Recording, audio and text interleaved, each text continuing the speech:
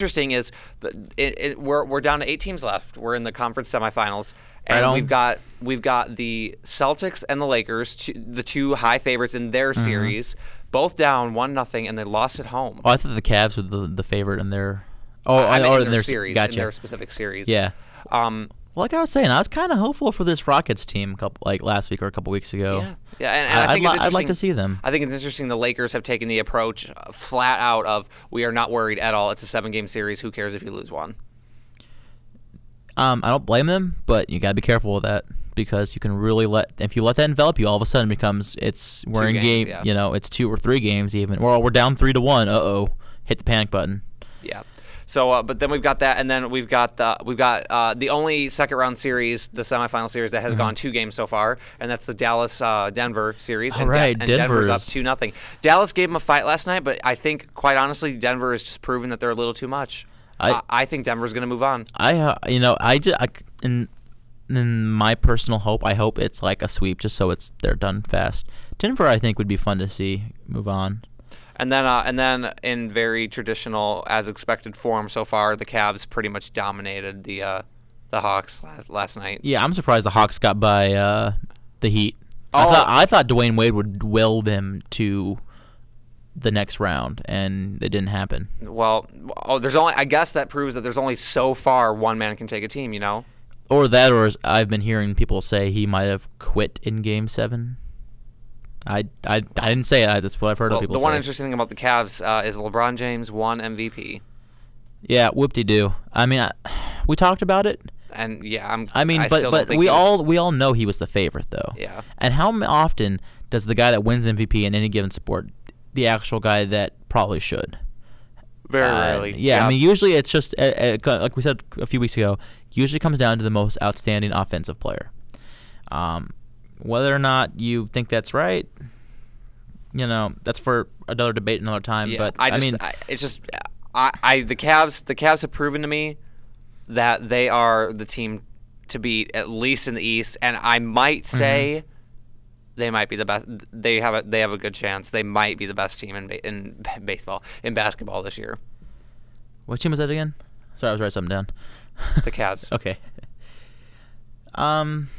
Again, I get the feeling LeBron's going to fail on them in a crucial moment. That's my gut feeling. I could be wrong, but we'll see. So the other interesting thing is we are, about 30 games, just a few under, into the Major League Baseball season. And one thing I wanted to talk about that I think is very exciting for you, the Royals. Everybody is starting to talk about the Royals now. They're 16-12. Wait, one thing I'll say is, who's this guy Greinke we got that's apparently awesome? He's unbelievable. Where'd he come from? I thought he's been with the team for a long time. He's just good this year. I saw that. I was like, what's going on? Yeah, he has a .40 ERA, which means he's given up 2 runs or less. So far. Everything's coming up Kansas City. He's won 6 of their games, and they've only won 16. That's how unbelievable he is. They're in first in the AL Central, and they're game and a half on the Tigers. Yeah, they're are they 16-12? Was I right? 16-11. They haven't played.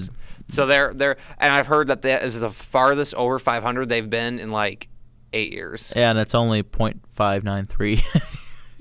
That's their winning percentage. So the Royals, I don't think they ultimately have enough staying power to stay around. But you know what? If Greinke pulls out a Cy Young season and wins 23, 24 games, they're going to be in the talk.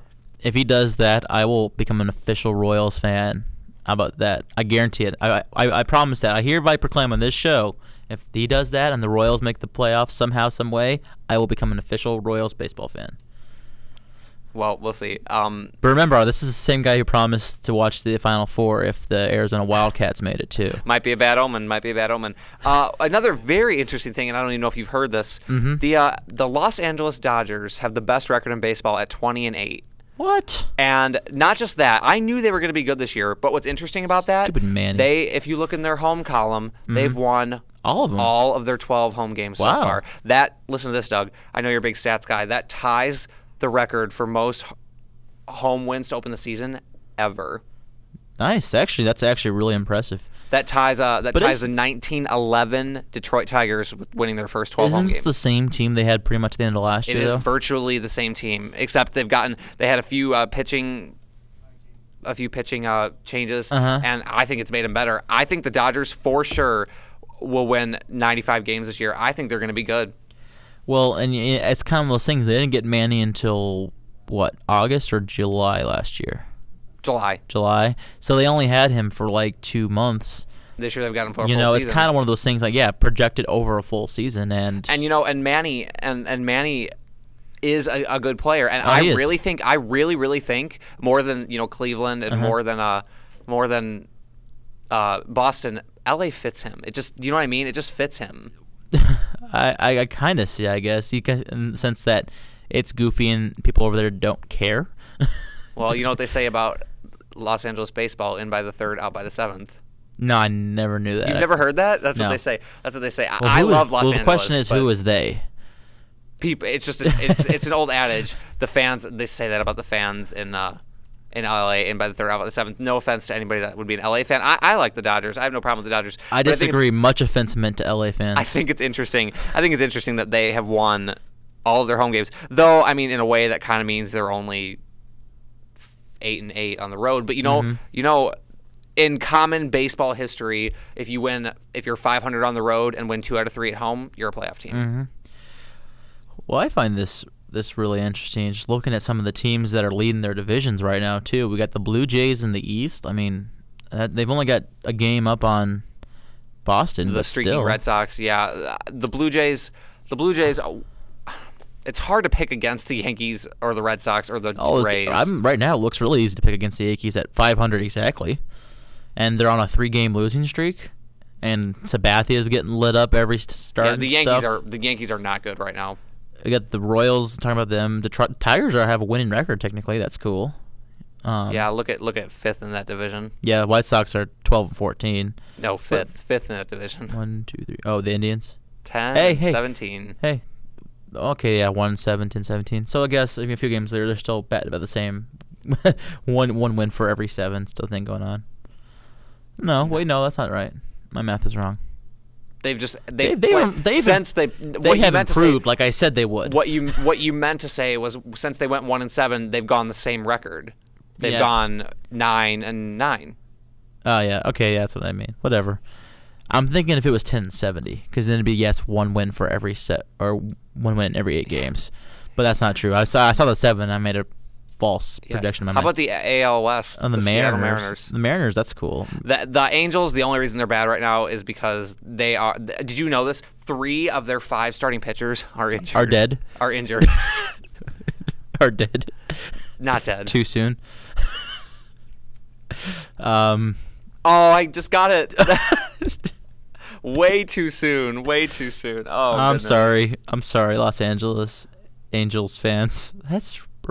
That's not a very good way to. That's a really weird name to say. But yeah, the Mariners. That's cool. I guess isn't Griffey been doing better than everybody expected? Yeah, he's been having a pretty decent season. The Phillies again, the world champion Phillies. What's their record? 16-10. 14-10. Oh, okay, yeah. But.